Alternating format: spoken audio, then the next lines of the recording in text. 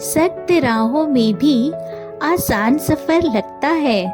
सख्त राहों में भी आसान सफर लगता है। ये मेरी माँ की दुआओं का असर लगता है। हेलो फ्रेंड्स, जय Shri Krishna, Radhe Radhe. Welcome back to my channel. आज हम कहानी सुनने वाले हैं विक्रम बेताल की एक और इंटरेस्टिंग कहानी। राजा विक्रम बेताल को फिर से पकड़कर साथ ले जाते हैं और बेताल उन्हें फिर से एक नई कहानी सुनाता है। चंद्रपुर में एक बूढ़ी औरत रहती थी जिसका एक बेटा था दगड़ू। दगड़ू की माँ लोगों के नए कपड़ों पर गोटा किनारी लगाकर अपने बेटे और खुद का पेट पालती थी।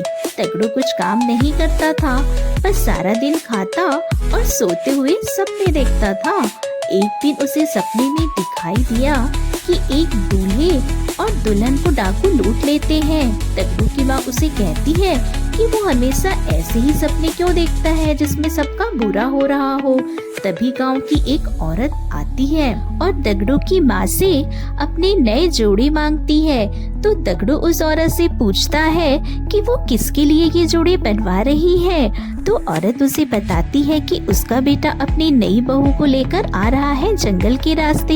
यह सुनकर दगड़ू उसे अपने सपने के बारे में सब बता देता है, जिसे सुन वो औरत कहती है कि अगर ऐसा हुआ तो उसका पीट पीट कर बुरा हाल कर देगी। जैसा दगड़ू ने कहा था वैसा ही हुआ। दगड़ू की वह औरत बहुत पिटाई करवाती है। कुछ दिन बाद फिर से दगड़ू को दूसरा सपना आता है जिसमें एक आदमी का नया घर जलते हुए दिखता है। तभी एक औरत दगड़ू की माँ के पास नए घर पूजा की खुशी में लड्डू बांटने आई। तो दगड़ू उन्हें अपने सपने को बताता है कि उनका घर तो जलकर राख होने वाला है। तो दगड़ू के मुंह से यह बात सुनकर औरत काफी नाराज होकर वहाँ से चली जाती है। उस औरत के घर में आग लगती है। दगड़ू की काली जुबान बोलकर गांव के लोग उसका मुंह काला करके गधे पे बैठाकर उसका जुलूस निकलवाते हैं।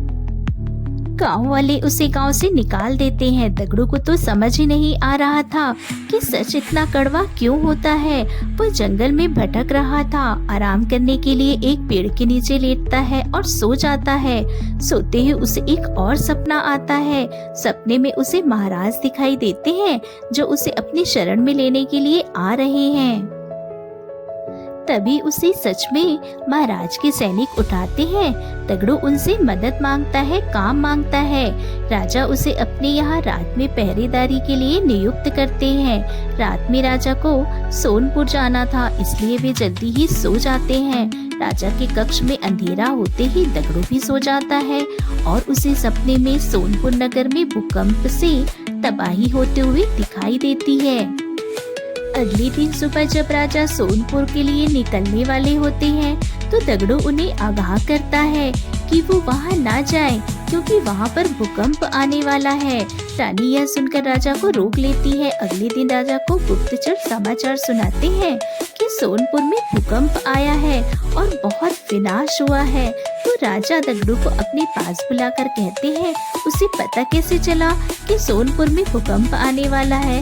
दगड़ू बताता है कि उसे सपने में ये सब दिखाई दिया था और उसके सपने कभी गलत नहीं होते। राजा उसे इनाम में हीरो का हार देते हैं और नौकरी से निकाल देते हैं। इतनी कहानी सुनाकर बेताल राजा विक्रम से पूछते हैं,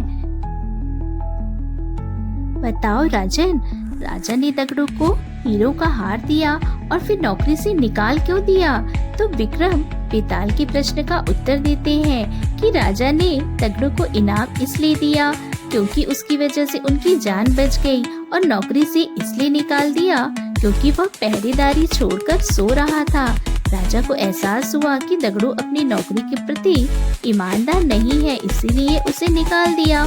यह सुन बेताल फिर से विक्रम के कंधे से उड़कर वापस पेड़ पर जा लटकता है। तो ये कहानी आपको कैसी लगी दोस्तों?